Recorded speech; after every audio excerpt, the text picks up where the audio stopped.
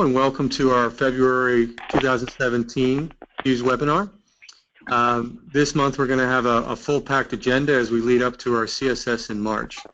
I'm going to give a short introduction for those that aren't familiar with the Computational Science Symposium coming up in March and the collaboration. I think most people listening are probably aware, but I'm going to give an introduction to that. And then we're going to go over a number of projects and activities that are going on around our working groups within across the entire PhUSE organization. Geoff Low is going to be talking about a brand new project, which is pretty exciting. We're going to be working, PhUSE is going to be working with the HL7 organization and looking at evaluating the use of the FHIR platform for clinical studies. We are going to, Anders Vidstrup is going to talk about the work being done in the cloud adoption working group and project. Gitte Frausing is going to give us an overview of the upcoming 2017 Computational Science Symposium in Europe. As people remember, we had our first event last year in Basel to carry on the work done by the working groups, and we're going to continue to do that. It was a very successful event, and so we're going to host it this year in London, and Gitte is going to talk a little bit about that. That registration is going to open soon after CSS, and I'd suggest people to jump on that quickly because it will fill up. And then Steve Wilson from the FDA is going to give a little bit of an overview of FDA and PhUS collaborations and what it means for FDA. So let's jump right in. And as I mentioned, you've probably seen this many times, but there's always new people. This is the mission of the Computational Science Collaboration, a joint collaboration between industry, regulatory, and standards organizations. And two of the key words that I want to point out, I won't read it, but in a transparent and non-competitive environment. So our goal is to get together and collaborate and find solutions and work on issues and challenges that we have. There are 5 working groups that we have governed by a steering committee. And I won't go into the detail on each one, but these are the five working groups, one around optimizing the use of data standards, emerging trends and technologies, our non-clinical topics group, our linked data and graph database, which used to formerly known as our semantics technology group, and our standard analysis and code sharing working group. So each one of these working groups has anywhere from 3 or 4 to 8 or 9 projects, with close to 30 projects across these working groups that volunteers are actively involved in. We have a number of links and pieces of information out there, and we'll share these slides afterwards. If you go to the PhUSE website, you can find the list of the working groups and an overview of those groups and who to contact, a list of a catalog of the deliverables that these working groups have produced over the last 5 years, a number of deliverables under review. So there's things out there that we've worked on and are asking for comments from industry and other organizations. And then our PhUSE Wiki, where the groups use to collaborate and work on the various projects. So I want to talk a bit about the Computational Science Symposium coming up in just a little over 4 weeks. This is our annual event that's held. So while the working groups and projects work throughout the year on all the different activities, we come together in March to really report on what we've done, talk through new ideas, and kind of launch ourselves into the next year. So this is held in Silver Spring, Maryland every year. And just a couple of highlights. We will, as we did last year, it was very successful, have our opening session on Sunday evening. And then we'll have a linkathon, prototyping alternative transport formats. So we'll actually show some capabilities of really integrating our standards together and look at how we can leverage that to support the project that's looking at alternative transport formats. And then we have an FDA session, as always, on Friday. I mean, on Monday morning, where they'll talk about, you know, how does a review work for them, and what are they seeing in their reviews. There is only 300 spots available for this conference, and as of today, I believe, we now have a waiting list. So as I mentioned numerous times over our webinars over the last few months, I encourage people to sign up early, and this is the reason why. We are just at our capacity right now. And so I deeply apologize if people didn't get on the list, but we do have a waiting list, so there is an opportunity if someone drops to fill in a spot. Some of the dates, as I mentioned, our registration, I was going to say it closes in March, but in reality, we are at our capacity for the event. And on March 19th, our conference opens at 4 o'clock. Registration opens, and we have our opening session at 5 o'clock, followed by the workshop. The workshop is a capacity workshop that is closed. We have a list of registrants there. So that's a closed workshop that we'll have that evening. On Monday, we'll have an FDA Insights session in the morning. We'll then, as usual, break out into our working groups and roll up our sleeves and get to work. On Monday evening, we'll have a poster session. We have over 30, I believe over 34 posters being presented this year. A lot of great information. We actually had close to 50 submissions, over 50 submissions, and had to limit, which was our first time having to really do that. We'll then have a workshop on Monday evening around code sharing, and that group will show how they're doing that within their projects.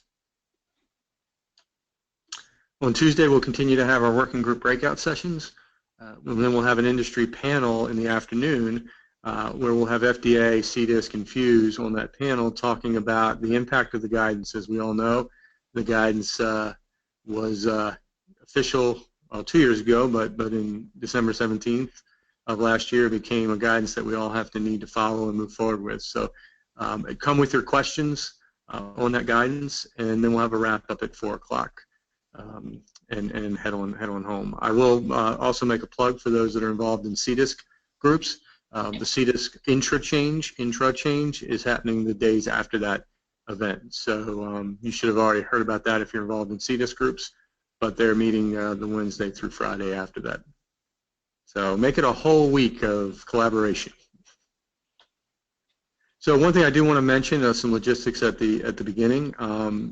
We have our 5 speakers today, and then everyone else who's attending is on mute. If you have questions, please put those questions in the chat page, and we will pick those questions up. And near the end of the webinar, we'll answer those questions if we can. If not, we'll make sure we follow up if we run out of time for some reason. So feel free to ask any questions in that chat page or follow up with any questions afterwards as well. So I'm going to jump in. I've done enough talking, and we need to get to the real meat of our webinar today. So I'm going to hand it off to Geoff Low, who's going to talk about one of our new projects that are just starting up. And it's a real interesting one. It's our first sort of collaboration with HL7 and some of the work they're doing there. So I can see your screen, Geoff. Can I hear you? Yep. Okay, great. I'll hand it off to you then. Excellent. Hi, my name is Geoff Low. I'm the co-chair of the Emerging Trends and Technologies Group. I'm here to talk about a new project that we're kicking off right now, but we also have sort of the main focus of the kickoff around the time of CSS. And that's about looking at an adoption of a new, relatively new technology that's been put together by HL7 called FHIR, and how we could use it in clinical research. We've only just very recently identified 2 project co-chairs, Tricia Simpson and Chrissy Johnson. Because of the timing in terms of how late it's taken us to actually get the project approved and ready to go, I'm presenting on their behalf, but they will be leading it. So those of you who are in the loop with Transilaric will have noticed that they published a paper towards the end of last year talking about the obstacles for the utilization of EHR in clinical research. And the 10 organizations or so who'd come together to talk about that identified these 6 top topics or 6 top concerns that they had about the being able to actually sort of move forward with EHR integration in clinical research. For a start, there was no sort of continuum of regulatory requirements between the different systems. EDC and EHR systems are both governed by very different regulations. So there was a sort of a gap in the how we could reconcile those 2 things. Different data standards, which is a problem we have pretty much everywhere we go. Concerns over the actual validated status of the EHR systems themselves. Concerns about interoperability. Variations in terms of how much these systems are actually being adopted across the world. And then, last but not least, the concerns of the data quality. So there's a lot of work going on in this particular area. Based on the first point, obviously, to try and reconcile, or try and ease the concern of the disparity between the two standards, the FDA have been doing a lot of work in terms of publishing white papers and guidances to help organizations, biopharma vendors and the like, to work out how best they can actually start integrating these two systems together, giving them support and guidance, and inviting comments along those lines. So that's one of the points that have been addressed.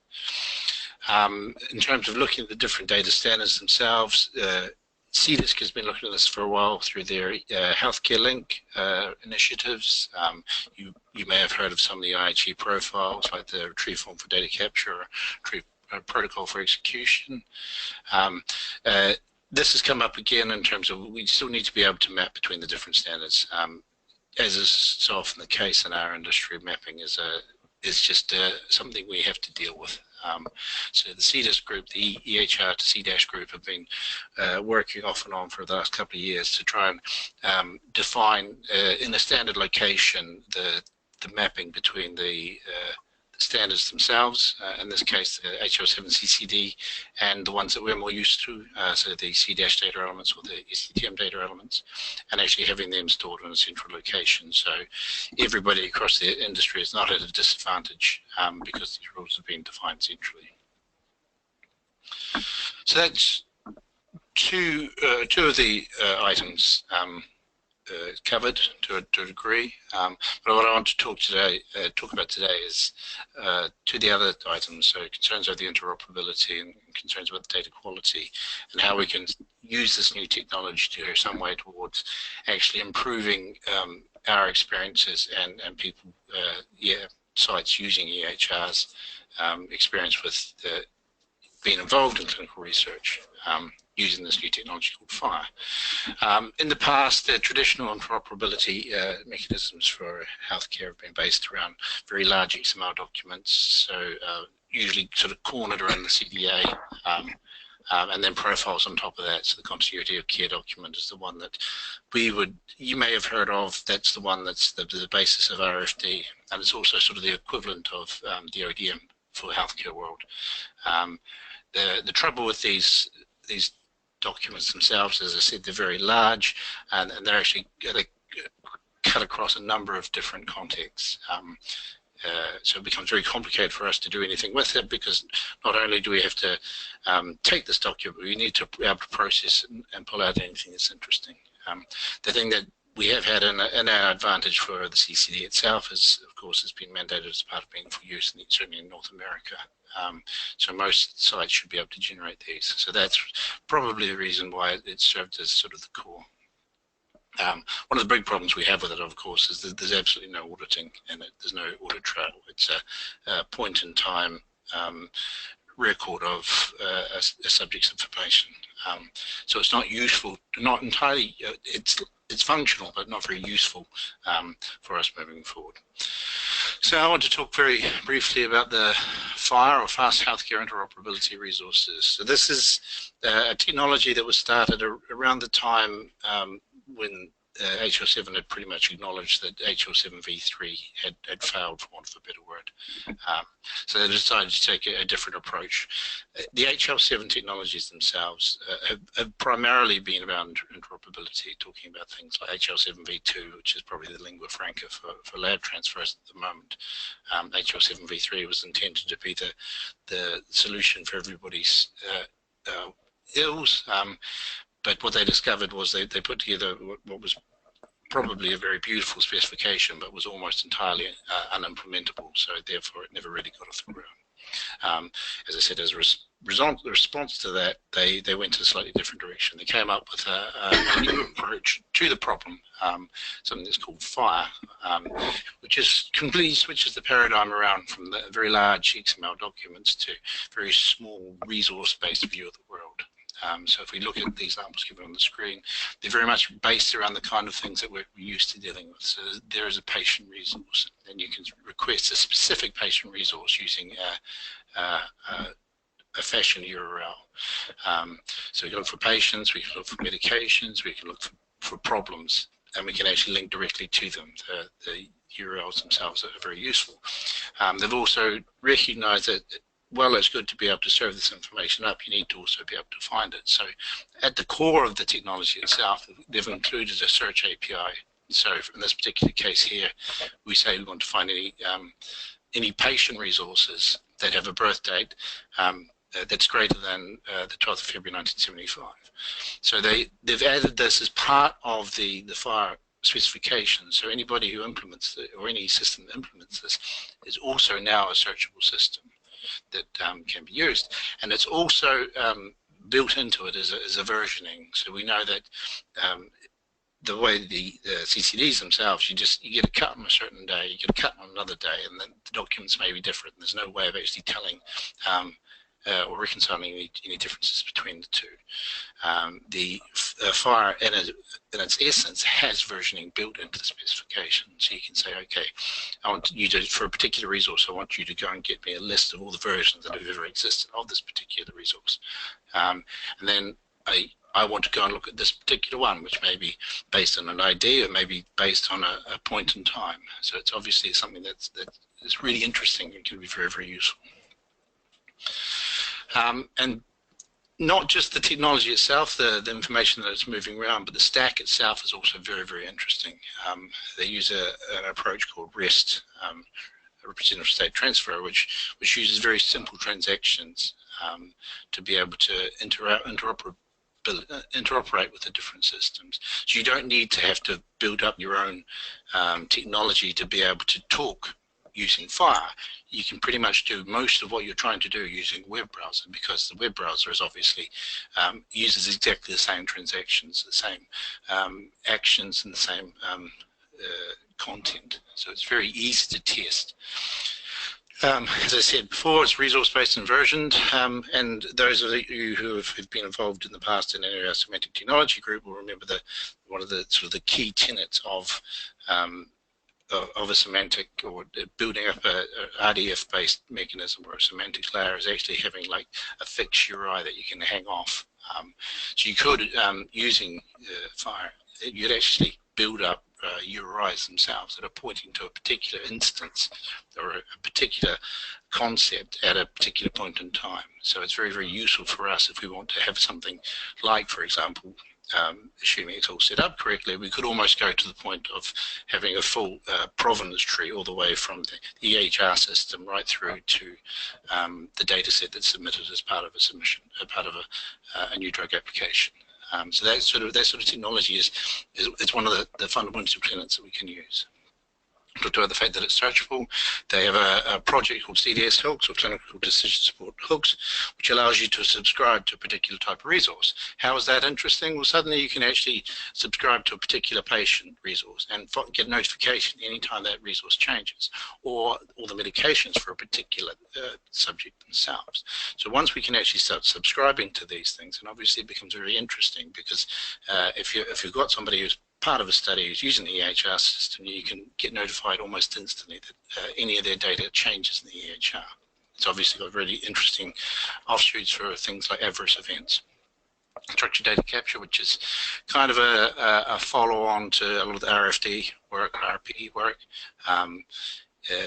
It's something we could also leverage. Data access framework, again, is taking the underlying technology itself and applying profiles on the top of it. So some of the flexible cardinalities for the resources themselves can be a bit less flexible and more usable to us. And then the other thing you may have heard of is the Argonaut project and Smart on FHIR. Smart on FHIR is a way of actually building an app store using the same underlying technology and actually publishing an app that uses this, which you can then, if you want to have an integration to a particular EHR system, you just have to go to the store and download and install it. You don't have to spend a lot of time having negotiations with all and sundry.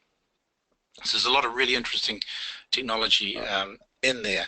But what we need to be able to do is we need to make sure that we don't get sold a pup in terms of however we take this forward, we do it in a sensible way, so we don't get some consultant coming along and telling us that this is going to be the solution for absolutely everything, and because we don't understand it enough, and they just sound like they know a bit better than us, then they try and they sell us something that never actually works. So what we need to do is actually prove out the value of FHIR as a technology.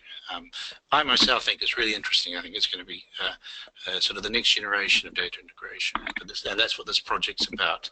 We're looking to actually build up a set of use cases that will use the underlying FHIR technology to in clinical research. We're going to look for places where they are moving and see how they fit with our use cases, and look for places where they aren't moving and maybe suggest that they could go that way.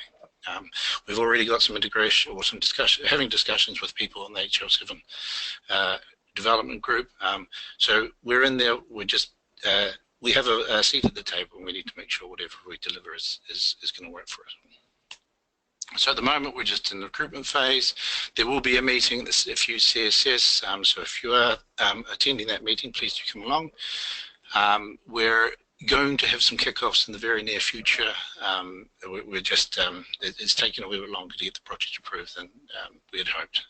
And obviously identifying the co-chairs has really moved it all along. So if you are interested in this project, I really strongly suggest you do, because like I said, it's got the capability to be entirely transformational to the clinical research industry. So I think it's something you should get involved with. Please use the usual mechanism to go through the mailing list. Okay. So, thank you, Geoff. I appreciate I appreciate the presentation. Really exciting stuff collaborating with another organization. So I'm going to hand it off to Anders now, who should be coming to you momentarily, Anders, and we'll make sure we can see your screen. I can see your email. Can you see my screen? There we go. I can see your screen and I can hear you. So I'll let you go ahead and cool. And I can already see that we are totally now still 3 presenters, 35 minutes, and if there should also be questions, I can see I actually only have 5 minutes. So I think this slide deck will also be uploaded afterwards. So this is just who is inside the group, and also Dan Sedjak from Merck is also a part of the group. Just a small history. We have worked with this back since 2013, and last time we were met was actually in London last year, and I think it was in November, October, to consolidate the version 3 of the document we have produced. So it has taken a long time, but it is also many point of discussions we have to take. Our main conclusion is this is not about technology. Honestly, don't go in and talk technology and all this, because practical rules still exist. But we also have to, when we have built this document, we have used a lot of time also to work in already existing standards for what is required for a regulated point of view when we use IT and including cloud solutions to do all this. So what we have identified, and that will be my focus in my presentation, is this is actually an issue when I look into the totally responsibility in the IT supply chain, and we'll come back to that in a few slides. This is the technology evolution, just to show you nothing new. That is our approach in our document, in our group work, and we'll also go back and look on that when we meet in Silver Spring now in March. So nothing new. It's still the same old thing we're talking about from a technology point of view. That's why we have not focused on technology in our document. We have decided it is a living framework. One of the things we have to discuss in Silver Spring in the group is how should the governance in the future on this document be. There are a lot of interest parties in all this, also outside, and they have a lot of wishes to this document. It seems that this is one of the documents across both actually GMP, GCP, GLP as well, that has taken all this discussion into consideration. So we have to take a discussion, how should the governance in the future be in this document. We have decided to use terminology based on NIST from US, but also the 2 ISO standards related to cloud solutions.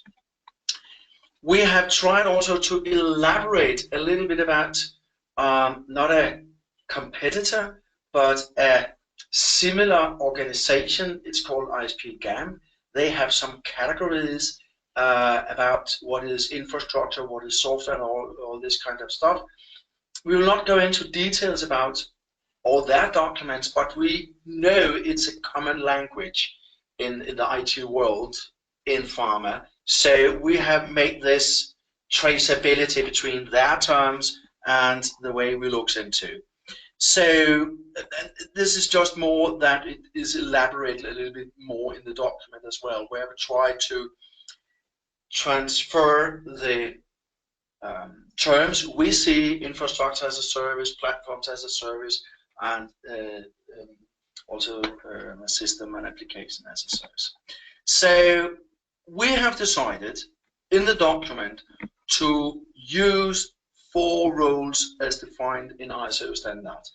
We have chosen this because it is the terminology used in the sector that discussing everything about cloud solutions. So we have this a cloud service customer. That's, of course, I would say the end user or the regulated company who decides to buy in on a cloud solution. Then we have the cloud service provider. That's an organization, that's a company, that's a supplier who give the opportunity to buy in on their cloud solution. They develop, they test, they operate the cloud solution, and it is expected that all these things are in control, and it is expected that the cloud service customer make a kind of assessment how it fits into their quality requirement and their quality policies according to, honestly, patient safety, product quality, data integrity, depending on where in the life cycle they are in the company. And then we have what we call the cloud service broker.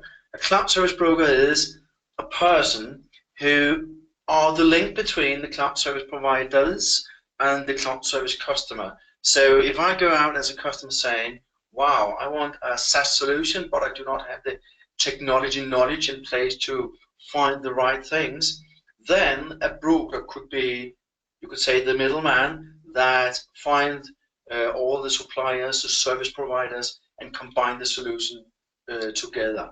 And actually, I will. That is what I will focus on in the rest of my presentation. We have some examples. This is the simple one. We have a cloud service customer. The cloud service customer calls a cloud service provider and say, you have an application for some clinical trials, I want to use that. So he or she contact the cloud service provider. But please be aware that maybe the cloud service provider only delivers the application and the platform, not the infrastructure. So they have made an agreement with a sub-supplier, a cloud service provider, on the infrastructure as a service. So maybe you, as a cloud service customer, think you buy a total solution of a cloud service provider, but in principle, they have outsourced some of these activities to another cloud service provider. So all this should be very, very clear in the contract. And again, it's so important that the cloud service customer take all these things into consideration to know how is architecture also from a commercial point of view, so they can make the quality agreement in place between the different parties. That's exactly what this is about, and that's why sometimes we have go to example 2 and say the cloud service customer, maybe instead going to the cloud service broker. So the cloud service broker coordinates everything about the different cloud service providers. But again, it is the final responsibility of the cloud service customer to have these agreements in place, especially the quality agreements in place about who have access to data, where is my data stored, how can I have my data out again if I shift to another cloud service provider, if the contract ran out, and all this kind of stuff. So that is what we have elaborated a little bit in our document. And oh, by the way, to make it completely, totally confused, you can see here in example 3, we have the cloud service customer that have decided to own their own private cloud, maybe in their own data center. So they are actually, their internal IT department in that company provides a SaaS solution to the rest of the company. And then they had entered with another cloud service provider to host the infrastructure. So what I try to say is that even the cloud service customer could also be the cloud service provider. And all this should be agreed and should be very transparent in how we operate this in our daily work according to contract, especially the quality agreements, and especially also together with the cloud service auditor, the entity that conduct quality, but also you could say data and circuitry audits, security audits on these solutions as well. It could be internal auditors from the cloud service customer, but it could also be third-party independents. It could actually be BSI, it could be PwC, Deloitte, a lot of other companies who are conducting a lot of different things. So, honestly, maybe this was very complicated, but we have written this into our document to say this is not only about technology. There is no difference technology-wise. So this is more how are different things outsourced today and how they are managed. But still, we think there are these potential benefits. So I think that was my very, very quickly run through of the nearly 35 pages document we have created. So over to you again.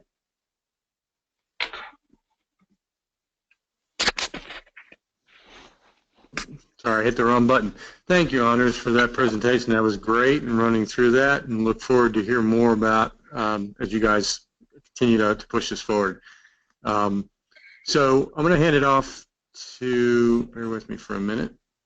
I'm going to hand it off to Gitte, who's going to talk about a little introduction to our event coming up in June, the second annual European group. So I'm not going to steal any more of her thunder and let her present.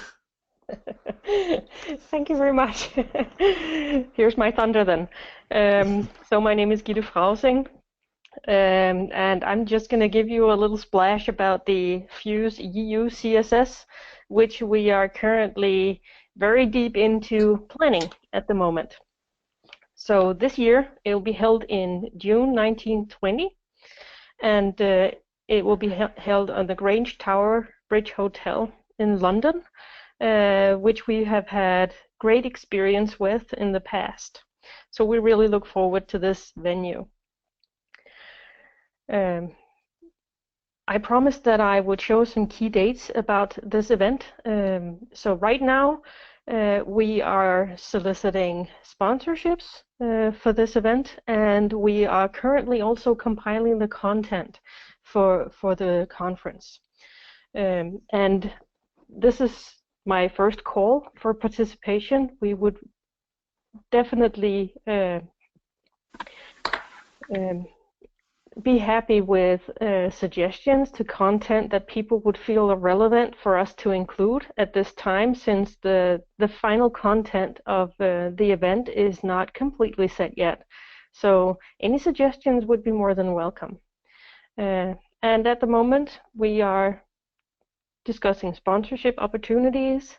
We will open up the registration for the event on March 27th, which is the week after the US CSS. We will also be having a poster session. So this is very high level, our draft agenda. It will start Sunday with just registration. So it's going to look very similar to the US CSS that you're experienced with. Registration on Sunday for those coming in early. And Monday morning we'll start with a joint keynote presentation, after which the various working groups that are attending will break out into their respective sessions. And so the working groups will work through Monday from noon until the afternoon, And in the afternoon, evening, we will be having a poster session. So we will also be calling out for posters for this event as well. And if you noticed on my dates here, the call for posters will open on March 27th as well, along with the registration. The event will continue Tuesday. So the working groups will meet together Tuesday morning and go until lunch. And after lunch, we will be wrapping up with a joint session as well at the end. So quite similar to what we see at the US CSS. At the moment, this is the registration fee that we have decided in the organizing committee. So a general attendee will pay 200 sterling, which somebody jokingly said that's pretty much like $200, isn't it, at the moment, with the currency. Anyway, 200 sterling for an ordinary attendee, and if you're a poster presenter, we will offer a discount, so it will be 150. This is excluding the UK VAT. We currently have 3 confirmed working groups for this event. So the Data Transparency and Future Forum and the Non-Clinical Working Group will meet in the European setting at this conference. We have space for 5 working groups. So here's a call for participation from the remaining working groups within FHUSE. If you would like to continue your work in the EU realm, please go ahead and pass me a note or any one of the organizing committees, and we can include you in this event.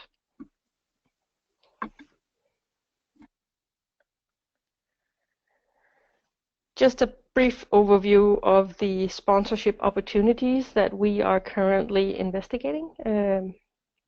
If anybody would have interest in that, we are actually also soliciting requests for sponsorships at the moment. So we really look forward to this event. We already have great ideas for keynote presentations and for contents within the working groups. So I am sure that we will be repeating the success from last year. And I'm sure we may even go bigger than that.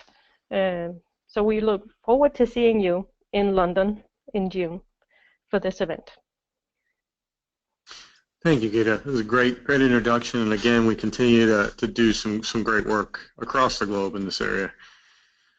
So now, last but definitely not least, I'd like to hand this over to Steve Wilson, who hopefully it's coming your way, Steve, and you can go off of mute. Yeah, I am off of mute. Chris, am I correctly off of mute? You are correctly off mute, and I'm about to see your screen, I think. Yeah, I'm trying to put it over there. There we go. It's getting there. It's getting there. There we go. I see your screen. I hear your voice, and you are good to go. And you've got about 10 to 15 minutes. And again, one quick thing is if anybody has any questions, feel free to enter them in the chat page at any time, and we'll try to pick those up at the end. Steve likes to try to go, so there's no questions. I'm stealing your joke, Steve, but I will. You got about 10 minutes, give or take. Thanks a lot, Chris. Thanks for the invite and the opportunity to dust off my old slides. Just looking at what we're looking at here with the title, I wanted to make a comment about something. It says FDA PhUS Collaborations there, and something happened this week. We actually got the official word for this to be a jointly sponsored meeting, which is always a battle or a task, and so congratulations to the organizing committee, especially Crystal Allard and Trish Koussis and Chris Decker and Scott Balboni on actually getting this through all the channels. Because when we get involved and we put the FDA name on something, it really means a lot to us, and it's an indicator that it's signed off by Dr. Woodcock. So she knows about this, and we know that this is happening, and it's all official now, so that's great. So I'm going to give you a little bit, it's more of some observations in terms of what's happened over the years and what's happening this year in terms of our involvement and the people that that come from the agency to be part of this. And it has been, as Chris mentioned, a big year for us, because as of December 17th, and with our binding guidance that we've described at this meeting over the years, we're in a position now that companies, as they start new trials, are going to be submitting standard data. So we continue to work to make sure that those data are going to be well used and understandable, and even into, though not mentioned here, but if you look at what's called PDUFA 6, and PDUFA is the Prescription Drug User Fee Act that's sort of sitting with the government right now, and it describes, you know, we said in the last PDUFA 5 that we would have this effort to standardize data and submit, and we were successful in getting through that. PDUFA 5 ends this year, but PDUFA 6 says, okay, how are we going to use it, and how do we make it real, and all of the things. How do we work with companies? And that really gets into a lot of the stuff that happens at this meeting, at the FDA PhUS Collaboration. I also wanted to mention that Chris also said that we're at almost at capacity, but we're never going to be at capacity, because the collaboration actually is something that takes place all year round. Even if you're not at Silver Spring, you're able to become part of the work groups and also of the project team. So if you're out there and you can't make it to Silver Spring, please continue to sort of listen and contribute if you see a work group or a project that you think is of interest and you want to be involved in. Okay, I've always said that I can take 15 minutes on my title slide, so there you go. So this is a welcome to the 6th annual. There have been 8 meetings that were created as we, within the Center for Drug Evaluation and Research, created our own Computational Science Center. And each year we get together to work with those people who are in the vendor and CRO and sponsor and communities to think about what we're doing and figuring out how to do it better. So this really is, as Chris said, a roll up your sleeves opportunity, because the meeting itself is face-to-face, sitting around tables, trying to figure things out and getting some real work done. And I put a few, I said a crucible of thoughts, ideas, and solutions, a masala of projects, and a place for dreamers and doers. And, you know, I think that, and you've seen today from some of the presentations given, that this isn't, you know, just how do you do this. This is also how should we do this. And so I want this always, hopefully, to be a place where people are thinking ahead and bringing together a broad sense of what we're doing. So one of the things, one of the old slides, the dusted off slides that Scott suggested, was this one, and I think probably a lot of you have seen it. It's a YouTube video. In fact, if you go to YouTube, you can probably pull this up and watch. But it's this notion, and we were expressing it the year that I used this, that the plane is flying, but we're still building it. And certainly we at the agency, as we look at new versions of standards and figure out how to use them and how they're to be employed, we are constantly in this process of building as the plane changes and needs to be completed. So it's something that we're very aware of and we need a lot of help with. But I also noticed, as we're thinking about the cloud and we're thinking about FHIR and we're thinking about a lot of the things that we would like to be doing, that even though there's a plane, that plane it keeps changing its shape. So that it's a combination of looking ahead and trying to make it better and better, but at the same time, always keeping up. This is one of those jobs that will be never ending, but will help all of us as we go forward. And what I said, and I think I use this, and I think I've used this quite a few times, and I apologize to all those people who have seen it quite a few times. But this is a notion that collaboration, especially that we've kind of initiated and developed and promoted is the idea that we're all working together, but FDA started sitting there and saying, okay, we really need to get this stuff done.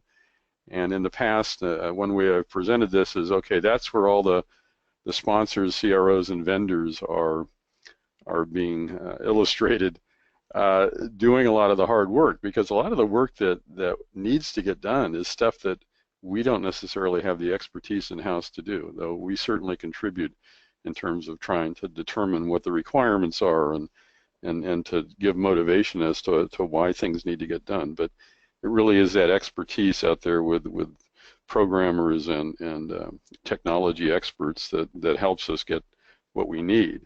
But I realize as I look at one of the things that Chris talked about, we've gotten up to the maximum in terms of people that can be in the center, is that a lot of the FDA people need still to be registered. So I have to go around today making sure that we can get a few of those last slots, because already there's quite a group of FDA people, and the number of people there who are part of FDA as reviewers and technology people has grown a lot. And so it's not just FDA looking here, it's also FDA on the other side. And that's really hopefully what people who come to this meeting get a sense of, whether they're working within one of those kinds of organizations or another government organization, is that you get a better appreciation for what the FDA is doing and what we need to be doing. And you're helping us with that. So it's always, I say, an exciting experiment. It's something, I've been at the FDA long enough to know that this is something that's new, that we are basically using the information that comes out of this group to update our technology and to basically tell the world how to do things, and so your contributions become very real. And I say internally also to people, look, get something you're interested in, get a hold of an idea, and see if you can make it into something that has a lot of meaning to a lot of people. But it is a commercial product policy-free zone, as Chris also said. That is really a tough or an interesting part, when I say exciting experiment, to watch FDA people in these settings, because we rarely have had the opportunity to sit in a group and sort of express our own feelings and ideas without being sort of identified as FDA official word. And so when you come here and you're working with the FDA people, hopefully you will take this in. This is another professional, not representing the policy of the FDA, certainly maybe representing some of the activity in terms of being able to describe it, but that's something that we really have to still get used to, I think. And every year as we bring new people in, that becomes a challenge. So we will be there and be involved in sharing our regulatory review experiences and thoughts and observations. And this really has become a global operation. I mean, obviously, it started with Europe and a reach out to the PhUSE organization, and the PhUSE organization reaching out to us. But I've publicized this, and people have come from Japan and PEMDA and Japanese organizations, and I know that in India and a lot of places throughout the world, PhUSE has taken on a new global role. So I think the challenge that, as I always tell people internally, and we talk about the meeting, I sort of picked this up and stole this, but the notion of socializing the deliverables. As we build things, it's not enough to put them on the shelf. It really has to be a very thought piece as to, how do we then get people to use and think about this, and to move so that it becomes something we can say, like the ADRG or the SDRG. It's referenced in the technical conformance guide, and people use it and they submit, and we're now using it as we open up a review and we say, oh, I can see why, what you did for that analysis derived variable, or what you had to do when you needed to sort of face the notion that a standard was different than how you collected the data. So this is something that I see every day as something that has been socialized internally and is used by us. So I see the value of the PhUSE and the activity for us, and certainly support my people being there. So, see you next month in Silver Spring. Certainly, hopefully a lot of you, and if you're not there, remember there's a lot of ways to contribute and continue to contribute. Hopefully the sky will look like this and it won't snow on us like it has in the past, but it should be a good time. So Chris, thanks again for the invite. Look forward to seeing a lot of you there. Thank you. Uh-oh, I left some time, Chris, didn't I? You did. I'm going off mute. So yeah, so thank you, Steve. That was great. You actually came right in on time. So there was one question about just the differences in the two events, specifically costs and otherwise. The reality is that our cost in Silver Spring, number one, we have more activities around that we have to address and deal with, plus the expenses of the event. We actually started on Sunday. So there's additional expenses there we have to address as we go forward. So that's sort of the reasoning behind that. Different areas, different expenses. So again, just to wrap up, I appreciate everybody talking today and providing different presentations and angles to things going on. I think it's really interesting. We definitely had a wide range of areas, and it was good for Steve to wrap that up in terms of what it means to them and the FDA. So again, look forward to seeing everyone in Silver Spring in a month, and hopefully, knock on wood, the weather will be good, and we'll enjoy our time of collaboration together. So thank you all, and we'll sign off now. And again, if there's any questions, feel free to follow up, and we'll be happy to answer them.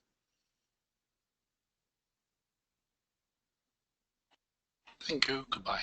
Thank you all. Thanks a lot. Yeah, thanks, Chris. Thanks to all of the organizers at FHUSE.